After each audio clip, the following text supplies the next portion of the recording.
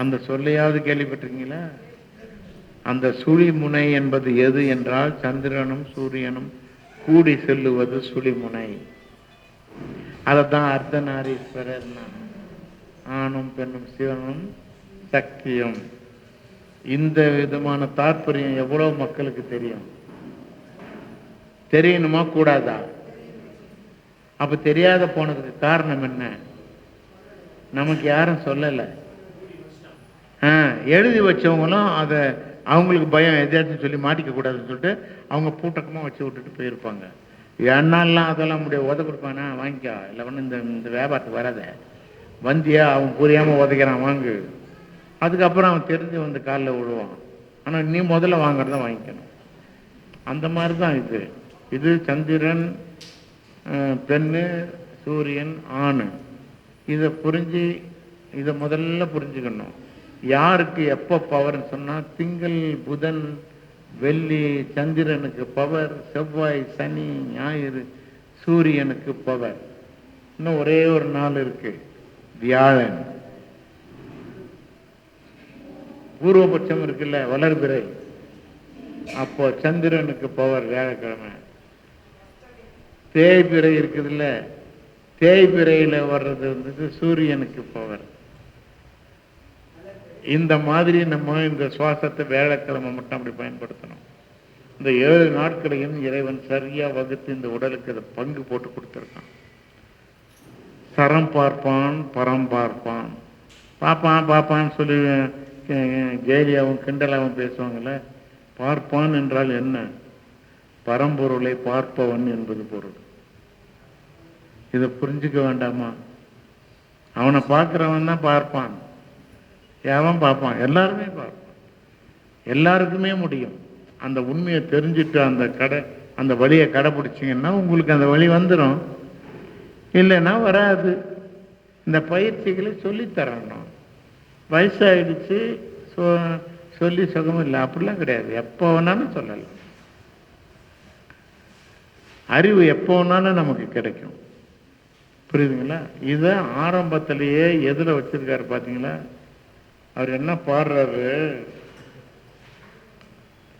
தன்னை அறிந்த இன்பமுற வெண்ணிலாவே தந்திரம் நீ சொல்ல வேண்டும் வெண்ணிலாவே பாடுறார். தன்னை அறிந்து இன்பம் உறவான். அது உங்களுக்கு மேலே இருக்கிற சூரியனையும் சந்திரனையும் பார்த்துட்டு உங்களுக்கு இன்பம் வருமா? இப்போவே சூரியன் தாங்க முடியலன்னு சொல்லி ஓடுறோம், துணியை வீசிக்கிட்டு. மழை தாங்க முடியலன்னு சொல்லிட்டு ஓடுறோம். இதுதான் நம்மளுடைய சக்தி, அவ்வளோதான் அதுக்கு. அப்போ உடம்புக்குள்ளே இது வந்துச்சுன்னா எப்படி இருக்கு? நம்ம உடலுக்குள்ளேயே அது இயக்குது. அதை புரிஞ்சு அந்தந்த நாளைகள் அப்போ அது அந்தந்த நாளுன்னு சொல்லிட்டீங்க. அது எப்படி நாங்கள் இது பண்ணுறது? அதுக்கு இது வராதுன்னா கூட நீங்கள் வர வைக்கணும். பழக்கத்துக்கு கொண்டு வர வேண்டும். பயிற்சி எப்படிங்க பண்ணுறது? இன்னைக்கு என்ன கிழமை? இன்னைக்கு எதுக்குரிய நாள்? சூரியனுக்குரிய நாள். நாளைக்கு சந்திரனுக்குரிய நாள். இன்னைக்கு நீங்கள் என்ன பண்ணணும் தெரியுமா? எவ்வளோ சிம்பிளாக இருக்குது பாருங்க. இன்னைக்கு ராத்திரிக்கு நீங்கள் படுக்கும்போது வலது பக்கம் சரிஞ்சு படுக்கணும். எவ்வளோ காசு செலவு பண்ண போறீங்க? எவ்வளோ நேரம் செலவு பண்ண போறீங்க? எதுவுமே கிடையாது. நீங்கள் வலது பக்கம் சரிஞ்சு படுத்தீங்கன்னா நாளைக்கு திங்கட்கிழமை ஆட்டோமேட்டிக்காக சந்திரன் குடிக்கொள்வார். அவருக்கு வாடகை கிடையாது, அட்வான்ஸ் கிடையாது. அவர் உரிமையோடு குடியிருப்பார். நாளைக்கு சூரியன் உதிக்கிற நேரத்தில் உங்களுக்கு சந்திரன் இருந்துருச்சுன்னு சொன்னால் நாளைய நாள் உங்களுக்கு வெற்றியான நாள். அதனுடைய நாளில் நீங்கள் இருக்கிறீங்க. சூரியனுக்குரிய நாளையில் நீங்கள் சூரியனாக இருந்துட்டீங்கன்னா வெற்றியான நாள். சந்திரனில் இருக்கும்போது வாழ்வியலில் நீ என்ன செய்யணும்? சூரியனில் இருந்தீங்கன்னா நீ என்ன செய்யணும் சொல்கிறார். இதெல்லாம் யார் சொல்கிறா? ஐயா சொல்லலை, திருமூலர் திருமந்திரத்தில் சொல்கிறார். தெளிவாக சொல்கிறார். ஞானத்தை பெறுவதற்கு இதுதான் வழி. மற்றதெல்லாம் நமக்கு பயிற்சி. இது வழி போகிறதுக்கு. சரிகை கிரிகை யோகம் ஞானம். சரிகை என்பது இறைவனை ஏற்றுக்கொள்ளுதல். புரியுதுங்களா? பக்தின்னு வச்சுக்கோங்க, என்ன வேணாலும் வச்சுக்கோங்க. இறைவனை ஏற்றுக்கொள்ளுதல் சரிகை. ஏற்றுக்கிட்டிங்களா? இப்போ அவன் எப்படி இன்னும் அது புதுசாக ஒன்று நம்ம மூளையில் ஏறிச்ச, அது என்னவா இருக்கும், எப்படி இருக்கும் சொல்லிட்டு உங்கள் மனசு போட்டு அலையுது இல்லை, ஆராய்ச்சி. அதுக்கு பேர் தான் கிரிகை. ஆய்வு செய்தல் தான் கிரியை, இறைவனை பற்றிய ஆய்வு கிரியை. அப்போ இதுதான் அப்படின்னு ஒரு மாதிரி ஒரு இது வந்துருச்சா, அப்போ அதை நம்ம பயிற்சியில் எடுக்கணுமேன்னு சொல்லி பயிற்சி பண்ணுறோமே, அதுதான் இந்த சந்திரனும் சூரியனும் திங்கள் புதன் வெள்ளி செவ்வாய் சனி ஞாயிறு பயிற்சி பெறுவது யோகம், பயிற்சி பெறுதல். ஞானம் அப்படி செய்கிறதுனால கிடைக்கக்கூடிய விடை ஞானம். புரியுதுங்களா? ஞானம் எதில் வருதுன்னு சொல்லிட்டு, அந்த ஞானம் வருவதற்கு உள்ள இது எதுன்னு சொன்னா, தன்னை அறிந்து இன்பமுற வெண்ணிலாவே ஒரு தந்திரம் நீ சொல்ல வேண்டும் வெண்ணிலாவேன்றார. அதுதான் இவ்வளோ நேரம் அவர் பாடியிருக்கிற அத்தனை பாடலும் எதுக்குடான்னு சொன்னா, ஞானத்தை பெறுவதற்காகத்தான். சன்மார்க்க சங்கத்தில் சேர்றதுக்கு இல்லை. அத்தனை தனி மனிதனுக்கு உள்ள உரிமை அவன் ஞானத்தை அடைய வேண்டும், ஞானம் பெற வேண்டும் அப்படின்றதுக்காகத்தான் வள்ளலார் வந்துட்டு ரொம்ப அழகாக இதனுடைய பயிற்சியில் உங்களுக்கு என்ன மாதிரி உள்ள நிலைமைகள் வரும்ன்றத ஒரு பாடலில் சொல்கிறாரு. நீங்கள் விஷயத்தை சொல்லிட்டு போனால் மட்டும் போதுமா? 1ஆம் கிளாஸ் 2ஆம் கிளாஸ் போயிட்டேன், எப்படி போனான்? 1ஆம் கிளாஸில் இருந்தவன் 2ஆம் கிளாஸில் எப்படி போனான்? ஒரு உருவத்தை காட்டி இது சிங்கம், இது 4 எருது, படம் பார்த்து கதை சொல்ல தெரிஞ்சிருச்சுன்னு சொன்னால் அவன் 1ஆம் கிளாஸ்லேருந்து 2ஆம் கிளாஸ் போயிட்டான். எப்படிங்க தமிழில் சிலபஸ் எப்படி வச்சாங்க பார்த்தீங்களா? அப்போது இந்த மாதிரி தான் இதுவும். நமக்கு இந்த சமாச்சாரம் தெரிஞ்சாச்சுன்னா நமக்கு அந்த பாதை கிடைச்சாச்சு. அந்த பாதையில் பயிற்சி பண்ண ஆரம்பிச்சோம்னு சொன்னால் அதில் உள்ள பக்குவம் நமக்கு கிடைக்குது. எவ்வளோ பெரிய விஷயம் பார்த்தீங்களா? நம்ம இதெல்லாம் தெரிஞ்சோமா, தெரியணுமா இல்லையா? அதனால தான் எல்லாரும் சொன்னார், பள்ளிக்கூடத்துக்கு கூட்டு போனான், ஐயையோ இது சாகிற கல்வியை சொல்லி கொடுக்குறான், எனக்கு சாகாத கல்வியை சொல்லி கொடுக்குற இடத்துக்கு கூட்டின்னு போங்கன்னாரு. இதுதான் சாகாத கல்வி. புரியுதுங்களா? நம்ம பட்டை போட்டுக்கிறதோ, நாமம் போட்டுக்கிறதோ, பொட்டு வச்சுக்கிறதோ, கோயிலுக்கு போகிறதோ, உழுந்து கும்பிடுறதோ, இதெல்லாம் சாகும் கல்வி. சாகாத கல்வி எதிரன்னா, நான் வெற்றி பெற வேண்டும், பிறந்த பிறவியின் பயனை நான் பெற வேண்டும். அதுதான் வள்ளலார் சொல்றாரு. அவருடைய திருமூலத்தன் திருமந்திரத்தில் பாடுறாரு. அருமையான பாடல். உடம்பார் அழியில் உயிரார் அழிவர், திடம்பட மெய்ஞானம் சேரவும் மாட்டார். உடம்பார் அழியில் உயிரார் அழிவர், திடம்பட மெய்ஞானம் சேரவும் மாட்டார். உடம்பை வளர்க்கும் உபாயம் அறிந்தே உடம்பை வளர்த்தேன் உயிர் வளர்த்தேனே. உடம்பினை முன்னம் இழுக்கென்றிருந்தேன், உடம்பினுக்குள்ளே ஒரு பொருள் கண்டேன். அதான் இது. உடம்புலே உத்தமன் கோயில் கொண்டான் என்று உடம்பினை யான் இருந்து ஓம்புகின்றேனே. உத்தமன் சொல்ல அவர் யாரை சொல்றாருன்னா, இறைவனை சொல்றார். அவன் எங்கடா இருக்கான்னு சொன்னா, இந்த உடலை கோவிலாக ஆக்கி அதனுள்ள அவன் குடியிருக்கிறான். இவர் சொல்றாரு. இதில் அப்போ ஒருத்தங்க தெலுங்கு பேசினாங்க. எவ்வளோ பேர் தெலுங்கு பேசுவீங்க? கன்னடத்தில் உள்ளவங்களாம் தெலுங்கு பொதுவாக பேசுவாங்க தான். இருந்தாலும் தாய்மொழி தெலுங்குக்கும் கற்றுக்கிட்ட தெலுங்குக்கும் வித்தியாசம் இருக்கு. புரியுதுங்களா? நான்லாம் தெலுங்கில் வந்துட்டு ராயலசீமா தெலுங்கு, தெலுங்கானா தெலுங்கு, கோதாவரி, ஈஸ்டர்ன் வெஸ்ட் தெலுங்கு 4 பேசுவேன். புரியுதுங்களா? தெலுங்கில் 4 தெலுங்கும் பேசுவேன். மலையாளம் பேசுவேன், எழுதுவேன், படிப்பேன். எல்லா மொழியும் தெரிஞ்சுக்கிட்டோன்றதுக்காக இப்போ தெலுங்கு பேசுகிறவங்க கிட்ட நான் திருப்பதியில் இதில் யூனிவர்சிட்டியில் என்னை பேச கூப்பிட்டாங்க. என்ன மாதிரி இன்னும் 4 பேர் 5 பேர் பேச வந்தோம். அதில் என்னை விட அறிவில் சிறந்தவர், அந்த சப்ஜெக்டில் ரொம்ப சிறந்தவர், வயசுலேயே மூத்தவர். நான் அண்ணன் தான் கூப்பிடுவேன். அவங்க அப்பாவையும் நான் அண்ணன் தான் கூப்பிட்டேன். அவர் தான் எனக்கு சர்டிஃபிகேட் கிடைக்க வழி செஞ்சவர். அந்த ராஜகோபால் அண்ணன் பேசுகிறார். நல்ல சப்ஜெக்ட் தெரிஞ்சவர். ஒரு சப்ஜெக்டை அருமையாக புட்டு வைக்கிறார். அவங்களாம் வெத்தலை பாக்கு போட்டுக்கிட்டு இருக்கிறாங்கங்க.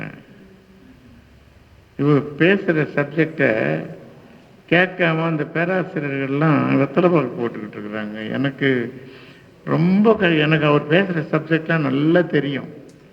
அதனால் என்னால் அதை பொறுத்துக்க முடியல. ஆனால் கோபப்பட்ட சகம் இல்லை. காரணம், அவங்க தெலுங்காரங்க, ஒரு அரவம் பேசுகிறது, தமிழ் பேசுகிறது, அந்த மொழியினுடைய பொருள் புரியலை. அதனால் அவங்க எல்லாம் உட்காந்துக்கிட்டு வேடிக்கையாக பார்க்குறாங்க. அந்த ஏதோ ஒரு சினிமா வந்துச்சுங்க, அதில் பாடறியேன் படிப்பறியேன் பள்ளிக்கூடம் நான் அறியேன் அப்படின்னு அந்த பொண்ணு பாடுவா, சிந்து பைரவி. இந்த பாட்டுக்காக வேண்டி நான் சினிமாவுக்கு போனேன். இந்த பாட்டை நான் சங்கீதம் படித்தவன், நான் இருந்து அதெல்லாம் கேட்டு அந்த படத்தை நான் ரசித்தேன். சினிமான்னா எனக்கு பிடிக்காது, ஆனால் நான் சினிமா எடுத்தவன். அதில் உள்ளதெல்லாம் பார்த்துட்டதுனால நம்ம இதுக்கு ஒத்து வராதுன்னு விலகி ஓடி வந்தவன். ஆமாம், அந்த பாட்டை அதை மாதிரி இது இது யாருது அந்த ராகம்னா வள்ளலாருது. எழுத்து வகை நான் அறியேன் ஐயா பாடின பாட்டை தான் அதில் ராகம் பிடிச்சான். அதே மாதிரி இப்போ நாதர் முடி மேலே இருக்கும் நல்ல பாம்பே, நாகப்பாம்பே உனக்கு நல்ல பெயர் வைத்தது யார் சொல்லு பாம்பே. இந்த பண் இருக்குதே, இந்த ராகம், அது வள்ளலாருது. அது சினிமாவில் பாடினவங்களுடைய ராகம் இல்லை. இப்படி வள்ளலாருடைய ராகம் சினிமாவில் நிறைய வந்திருக்கு. இந்த இதில் நான் அந்த பாட்டை வேணும்னு தான் எடுத்துக்கிட்டு வந்தேன். இதில் சொல்கிறாரு, தன்னை அறிந்து இன்பமுற வெண்ணிலாவே ஒரு தந்திரம் நீ சொல்ல வேண்டும் வெண்ணிலாவே. இது நல்லா கவனிங்க, எழுத்த நாத முடி மேலிருந்த வெண்ணிலாவேன்றாரு. இதை படித்தா நம்ம என்ன நினைப்போம் தெரியுமா? படித்த பிறகு பாப்பா சொல்கிறா அப்படின்னா என்ன சொல்ல, நாதர் முடி மேலே இருக்குன்னு ஆரம்பிப்பாவோ. இதில் நாதர் போடல, நாத இரு இல்லை, மேலிருக்கும் இல்லை, மேலிருந்த. பாட்டை பார்க்கணும், அவர் ஏன் இப்படி எழுதினாருன்னு அது யோசிக்கணும், சிந்திக்கணும், நோண்டணும், போட்டு பதில் வரும்.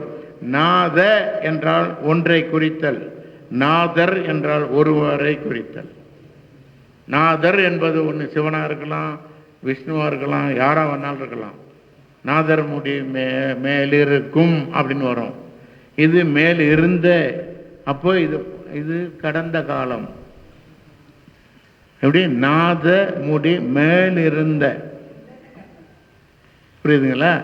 அப்போ இவர் என்ன சொல்றாரு, நாத அப்படின்னு எதை சொல்றாருன்னா, நாத பிந்துகலாதி நமோ நம வேத மந்திர ஸ்வரூப நமோ நம ஞான பண்டித சுவாமி நமோ நம வெகு கோடி அப்படின்னு ஒரு பாட்டு இருக்கு. அது ராகம் இவருது, புரியுதுங்களா? இதுல இருந்து போறது தான். அப்போ நாத என்பது நாதம், புரியுதுங்களா? நாதம் என்பது பெண்ணு, விந்து என்பது ஆணு. மருத்துவத்தில் வருது ஆண் சரக்கு பெண் சரக்கு. பாதரசத்துக்கு பேரு ஆண், கந்தகத்துக்கு பெயர் பெண். அந்த கந்தகத்தையும் பாதரசத்தையும் இணைத்து ஒரு மருந்து செய்கிறது சூத செந்தூரம். சூதம் என்றால் ரசம், ரச செந்தூரம். நான் அதில் மருந்து செஞ்சு இன்னைக்கு நான் கேன்சருக்கு மருந்து கொடுத்துக்கிட்டு இருக்கேன். அது கூட தங்கமும் சேர்த்து அருமையாக வேலை செய்யுது.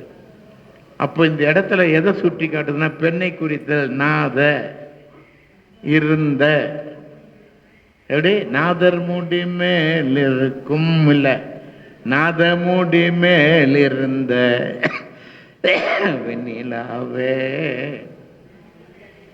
ஏன்னு சொன்னா, சந்திரன் தன்மையானது. இந்த இடத்துல சந்திரனை குறிக்கவில்லை, அதன் தன்மையை குறிக்கிறார்.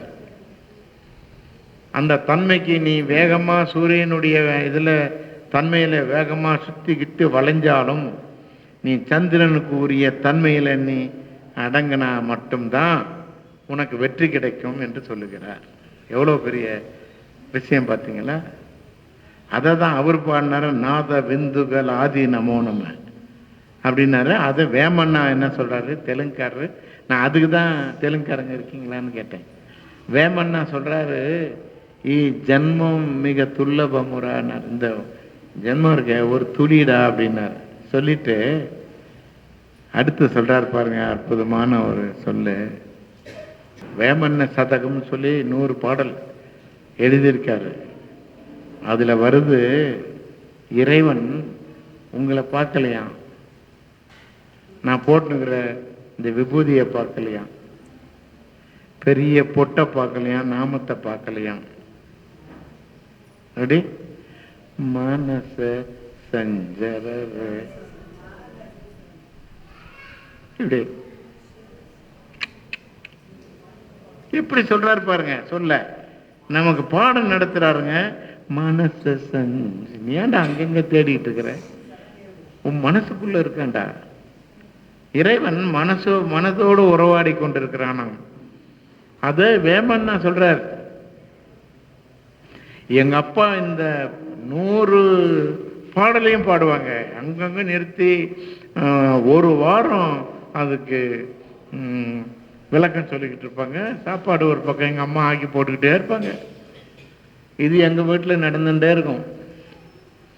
அவர் சொல்றாரு, மனச சஞ்சரரு. இதே வார்த்தையை ஒருத்தர் பயன்படுத்துறார். ஆனா அவர் நம்ம நாட்டுக்காரர் இல்லை. அவர் நபிகள் நாயகம் பயன்படுத்துறாரு. அவர் அரபு நாட்டுக்காரர். கண்டிப்பா அவர் சொந்த அறிவுல சொன்னாரான்னு தெரியாது. அப்படி வேகமா சொன்ன ஒத்துப்பானுங்க. எப்படியே சொல்றாரு. என்ன சொல்றாரு தெரியுங்களா? கல்புல் மோமின் அர்சுல்லா அப்படின்னு சொல்றாரு அரபுல. கல்புல் மோமின் அர்சுல்லா, உண்மை விசுவாசியின் இதயத்தை சிம்மாசனமாக ஆக்கி அதில் இறைவன் வீற்றிருக்கிறான். பாத்தீங்களா? இந்த இதயத்தை, உண்மை விசுவாசியின் இதயத்தை சிம்மாசனமாக ஆக்கி அதில் இறைவன் வீற்றிருக்கிறான். எவ்வளவு பெரிய இதே சொல்லுதான் அது. அதனால நீ தொழுது 5 நேரமும் தொழுது இங்க தேஞ்சு போய் கற்பானா பொத்தாச்சுக்கா, நீ செத்து போனா உன் நெத்தியை பார்த்துட்டு போனா நீ தொழுகையாளின்னு கண்டுபிடிக்க மாட்டான். ஏற்கனவே நீ தொழுதுதான் பார்த்துக்கினே இருப்பான். 5 நேரமும் தொழுறானா இல்லையான்னு பார்க்கிறவன் டாக்டர் உசேன் பார்ப்பான். ஆனா இறைவன் அதல்ல, அவன் மனசுக்குள்ள தொழுவத்தை பார்ப்பானா. அதுக்காக நான் எழுதினேன், தொழுகையை மறந்து. பள்ளிவாசல்ல நான் பாடின பாட்டியா? ஆமா. தொழுகையை மறந்து துயரம் கொள்ளாதே, தூதர் சொல் தப்பாதே. தொழுகையை மறந்து, இது பல்லவி. அழகாய் களிமா அறிவில கேட்டிடும், மறப்பதில் பயமுண்டோ, மனதால் தொழுகையை, மனசுல தொழுகையை நடத்து அப்படின்றது அந்த பாடலுடைய பொருள். அப்போ மனம்தான் காரணம். எல்லா இடத்துலையுமே இந்த உண்மைகளை பேசி தாங்க இருக்கிறாங்க. நம்ம தாங்க சண்டை போட்டுக்கிட்டு இருக்கிறோம். அது பெருசு இது பெருசுன்னு சொல்லி சண்டை போட்டுக்கிட்டு இருக்கிறோம். ஒன்று தான் சொல்லுது. இப்போ அல்லாஹ்னா அரபி மொழியில இறைவன் போட்டு சொல்லியாச்சே, அப்புறம் உங்களுக்கு வேற என்னங்க தாற்பயம் வேணும்? இந்த உண்மையை சொன்ன வெட்டிட்டு சாவானாங்க. அதை எடுத்து சொல்லுங்கடான்னா இவன் தாடி வச்சவன் ஒருத்தனும் சொல்ல மாட்டேங்கிறானுங்க. அதனால தான் மேடையில் திட்டுறேன். உனக்கு பொறுப்பு இருக்கு, கடமை, நீ சொல்லு அப்படின்றேன். சொல்ல மாட்டேங்கிறான். சொன்னா புரிஞ்சிடும். ஆக மனிதன் இறைவனே அந்த இடத்துல என்ன சொல்ற, உடம்பார் அழியர் உயிரார் அழிவர், திடம்பட மெய்ஞானம் சேரவும் மாட்டார். உறுதி வாய்ந்த மெய்ஞானத்தை அடைய மாட்டான். உடம்பை வளர்க்கும் உபாயம் அறிந்தே உடம்பை வளர்த்தேன் உயிர் வளர்த்தேனே, திருமூலர் பாடுறாரு. அப்போ திடம்பட மெய்ஞானம், உறுதி வாய்ந்த மெய்ஞானத்தை அடைவதற்காக நீ இந்த உடலை பாதுகாக்கணும்னு. எப்படிங்க பொருள் எவ்வளோ அழகா இருக்கு பாருங்க. இந்த உடல் என்னது அது சுவர். அதை வச்சு சித்திரம் எழுத்து. அது உள்ள சித்திரம், இது உயிர். அது இறைவனா உள்ள இருக்கு, ஆன்மா. அது உள்ள இருந்து வளர்ந்துகிட்டு இருக்கு. அதை நீ வந்துட்டு கெட்டியா பிடிச்சிக்க. அதை தான் தன்னை அறிந்து இன்பமுற வெண்ணிலாவே ஒரு தந்திரம் நீ சொல்ல வேண்டும் வெண்ணிலா. உன்னை நீ அறிஞ்சிட்டேன்னு சொன்னா உன்னவனை நீ அறிவாய். உன்னை அறிஞ்சா உனக்குள்ள தானே அவன் இருக்கிறான், அவனையும் நீ அறிஞ்சிருவ. அதனாலதான் சொன்னாரு, தன்னை அறிந்து இன்பமுற வெண்ணிலாவே ஒரு தந்திரம் நீ சொல்ல வேண்டும் வெண்ணிலாவே. எவ்வளவு அழகா சொன்னார் பாருங்க. நாதமுடி மேலிருந்த வெண்ணிலாவே அங்க நானும் இருக்க அவரும் இருக்கணும்னு நினைச்சாராம். அது என்ன தெரியுங்களா? இப்படி போட்டா என்னது? நாமம். இப்படி போட்டா பட்டை. ஆனால் இந்த பக்கம் வெள்ளை, இந்த பக்கம் வெள்ளை. நல்லா கவனிங்க, இந்த ரெண்டும் சுவாசம். சரிகை, அதாவது சந்திரன் சூரியன், இடகலை பிங்கலை, இது ரெண்டும் ஒன்னா சேர்ந்துச்சுன்னா திரிசனம். அது சக்தி. குண்டலினி யோகத்தில் கிடைக்கும் வெற்றி. இதுக்கு ஜாதி மதம் வேணுமா? நம்மளுடைய அறிவு வேணும்.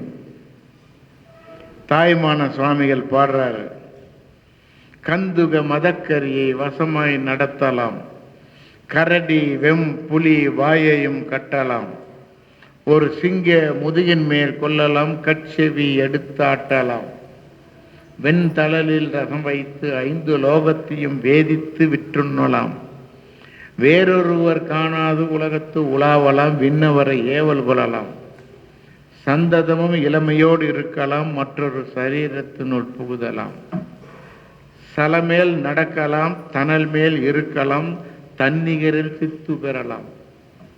எப்படி இவ்வளவு பண்ணலாமா? மனுஷனுக்கு முடியுமா? சிந்தையை அடக்கியே சும்மா இருக்கின்ற திறனறிது, சத்தாகியே என் சித்தமிசை குடிகொண்ட அறிவான தெய்வமே தேசோமையானந்தமே. அறிவை கொண்டு தெய்வத்தை அடை. முயற்சி அறிவு மூலமாக எடு. யார் சொல்றா? தாய்மான சுவாமிகள் சொல்றாரு. தாயுமான வரம். எப்படி? உயிர் கொடுத்த வரம். தாய் தானே உங்களுக்கு முதல்ல பால் கொடுத்தா. உலகத்தில் உள்ள 4448 வியாதிகளுக்கும் நோயை தீர்க்கக்கூடியது, தடுக்கக்கூடியது, வரவிடாமல் ப்ரிவென்ஷன் அத்தனையும் அந்த பால் தான்.